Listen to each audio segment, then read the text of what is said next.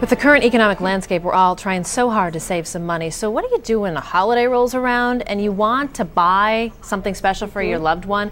Well, you can get creative and at a fraction of the cost. Author Kelly Cadillac joins us now with some DIY.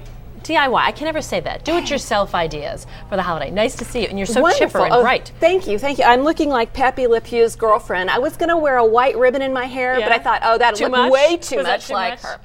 Well, some of the items, some of the gift suggestions you have here are fun. They're creative, and some of them are simply over the top, but they're fun. They send a great message. Yeah, well, of course. And right now people just aren't feeling the love. I mean, with the fears and the financial issues we're having, people's homes are being foreclosed on, and we just don't have as much fluid cash. And so it's how to feel that love. And you might know that America is not the happiest place on the planet. Did you know that, Melissa? Yes, I believe it's Singapore, actually. I remember reading that's that the once. lost weekend for you. Right. But no, there was a study, and it's Bangladesh. People in India are the happiest people on the planet. Okay. And they have less. Most of them live in shacks. It's kind of that Slumdog Millionaire idea. People are connected, they live colorfully, and they live on less, and they're happier. So I think we can learn from them. And you create that color in the books and in the charity that you do, and you're also trying to create that for everybody else for Valentine's Day, because there's pressure on people to do something for Valentine's Day, and it's a Saturday this year, which even adds to the pressure, I think. Well, that's true. I think for men, it's particularly awful. I mean, it's dreadful. Will I get my flowers? What will I do that'll make her happy? Yeah. And for women, we think it should look like a Jane Austen picture, and they're thinking of something a little friskier. And so it's how to make everybody happy. And the way to do it is to just, for this year especially, since we've had so much hardship, is to look at it as a way to fall back in love with life. And something made is always more cherished, I think, than something bought from the store. So Very let's go much. through some of the items that you've made, and you've made them very simple to make as well. I have, and at my website, CadillacShack.com, and also at Guidepost.com. I'm the house and home expert for them. You can go there today, and I have a web show called the Cadillac Shack, and it'll be very specific on how to make these. Oops. What I did was I took real roses, which could be very pricey. There are 20 roses here, and formed a heart, and then put it on a blue background, photographed it, and it's downloaded. It's on my website. It says, you have a beautiful heart. And I think women, so guys, if you're out there and you wanted to do something really cool and different, go download it. You can put it on a piece of paper. What we've done is, this is the same technique for all of these pillows you see. It's transfer paper. You put it in your copy machine, and you simply make a copy of this image on here or on transfer fabric. And you can iron it right on a pillow. And it could be cute, rather than the standard box of chocolates. Absolutely, and these roses will never die. They'll never depart. What's better than that? And this doesn't go to your hips. Here's the really cool thing. I've added a pocket in the back, and don't forget the words. Don't forget the love note.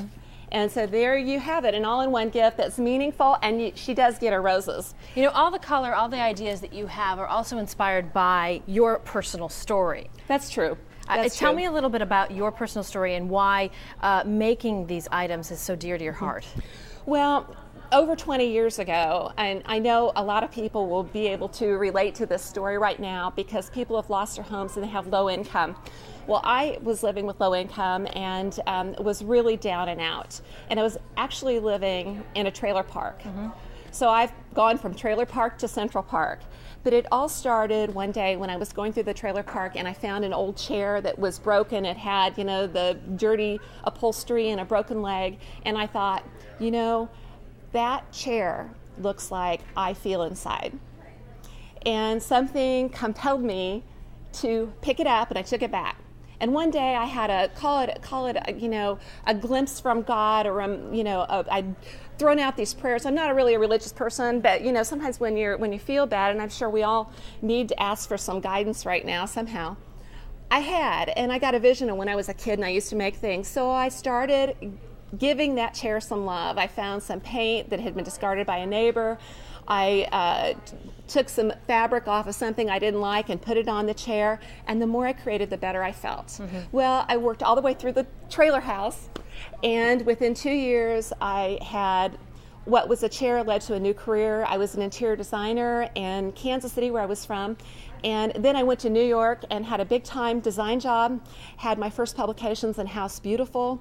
I have since worked with CEOs, major corporations, and Habitat for Humanity homeowners, so people all the way up and down the line, helping them create a home that is more meaningful and a home that helps them believe in their greater possibility in life. And it was that chair that really inspired you and brought you back.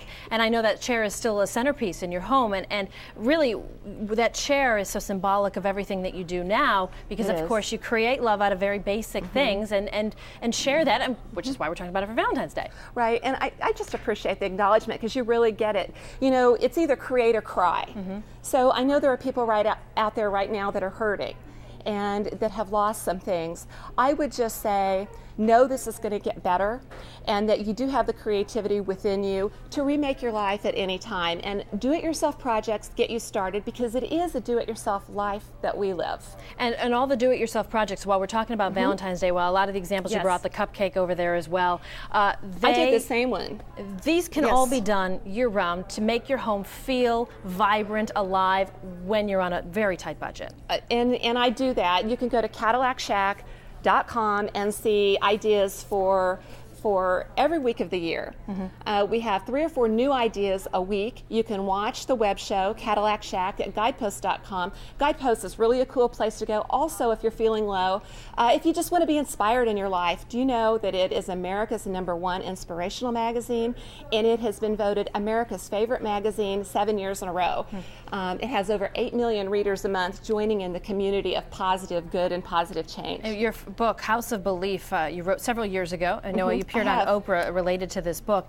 But in the book, you talk about that. You say, when we think like artists, we start to find meaning in even the most common occurrences. So you are constantly thinking of like an artist and trying to create that for your home. And you know, sometimes the worse something looks, the more battered and beat up it is, the more beautiful it can become. And that is a good exercise in life, because we see that no matter where we are right now, it can get better, and it will get better. Okay, so it will get better. And also, if you are just wrapping up, on a tight budget for Valentine's Day, you can show someone you love them without going out and breaking the bank by going to the store. That's true. And you know, I do want to break I forgot about this. I want to break some news to you. There's something that one of your news team has been keeping from you. Can we get this to him? Yeah, absolutely. I'd love to get it to him.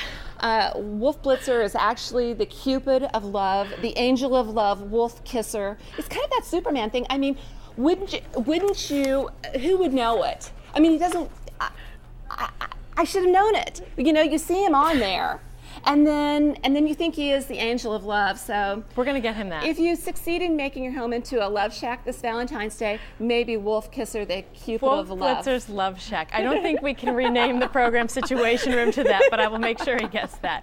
Kelly, thanks so much. Nice meeting you. I love being here. Happy Valentine's Day. Happy Valentine's Day to you as well. And again, you can get more information on her website as well. Thank you. We got to get that to him.